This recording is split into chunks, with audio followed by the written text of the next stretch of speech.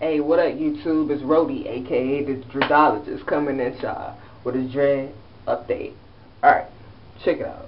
So, I get a lot of questions about, hey, how do you do this? Like, get your hair so puffy, or how do you get past the frizz, or what do you do to do this? Well, check it out. We're about to talk locks right quick.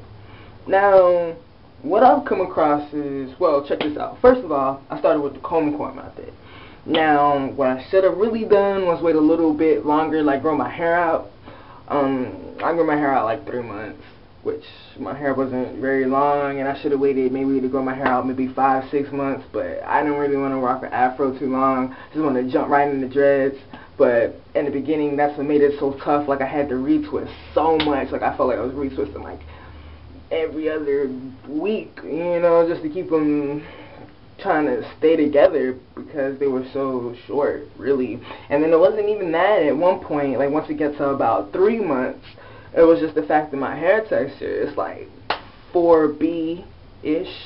It's wavy. Like if it was loose, it'll be like thick and wavy. But in locks, it's just kind of like, if you know anything, I know if you watch these dreadlock updates, you've come across at least one loose hair, natural hair journey, and you've seen some girl on there talk about, I have 4C hair, you know. So 4C hair is like the coarser texture hair grade, and then 4B would be finer, and then 4A would be even finer than that, and then so on and so forth. From what I know, there's no 4D, so 4C is the nappiest.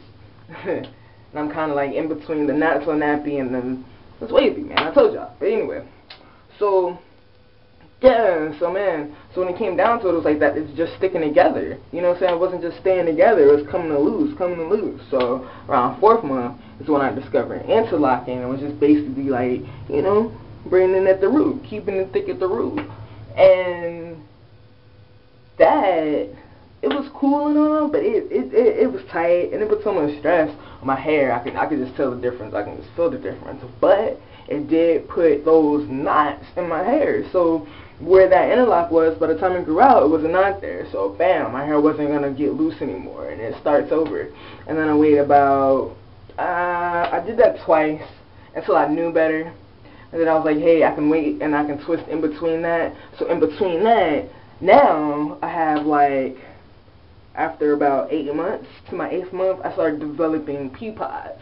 So basically, when it started to get hard and nap over, the leaves right here, you could just kind of feel, like if you could feel them, they're like wow, they're like boop, boop, boop, like little peas in the dread, and those started to develop. So that's what's going on in there, and you can just kind of feel like where it was, where it interlocked and where I twisted at.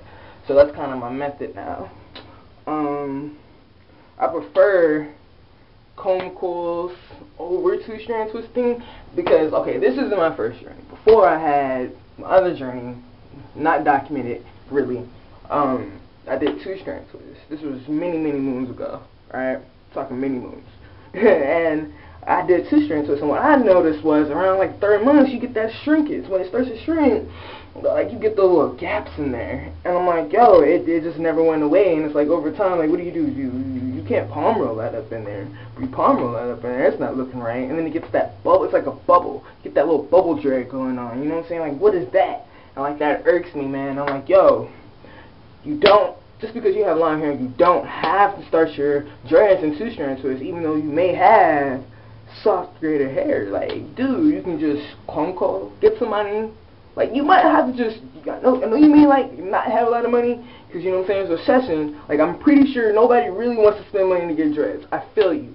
I know this. Like, come on. Like, I'm getting dreads because I don't want to do anything to my hair. Duh. Why should I have to pay to get dreads? Like, I got it. But, yo, you just might got to get that shit comb coiled, and then have them interlock it, and then bam, you're like, you got like a little lock boost, and then you're right there.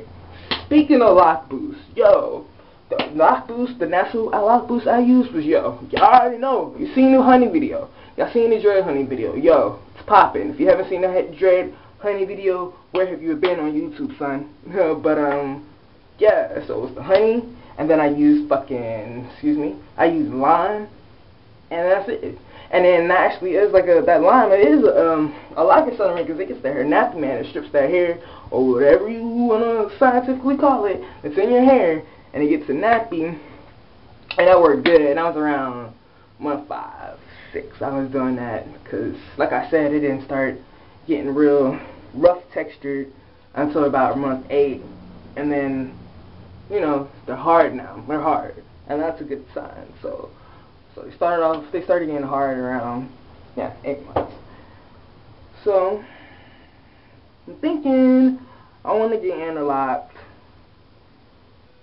sometime before Christmas, but I don't know. Like, I'm thinking that for the new year, man. You know, gotta do something about that wig before the new year. Man. Yeah, what's with the freeformers and the semi-freeformers against the twisters? Like, I've heard and I've watched these videos before my time talk about this stupidness, and it's like, I've just come across a video like, how can you say you're semi-freeforming if you normally twist your hair? I'm semi-freeforming. I don't care how long it is that I'm not doing anything to my hair right now. I'm semi-freeforming. You're just mad because you're putting in work because you do it all the time. You just don't want nobody to say, still your little dreadlight. Come on. Come on. Livers, people of the free world, listen. We're all dreadheads at the end of the day. Like, however you want to classify it, we're all human beings with dreads. Come on. Let's get it together.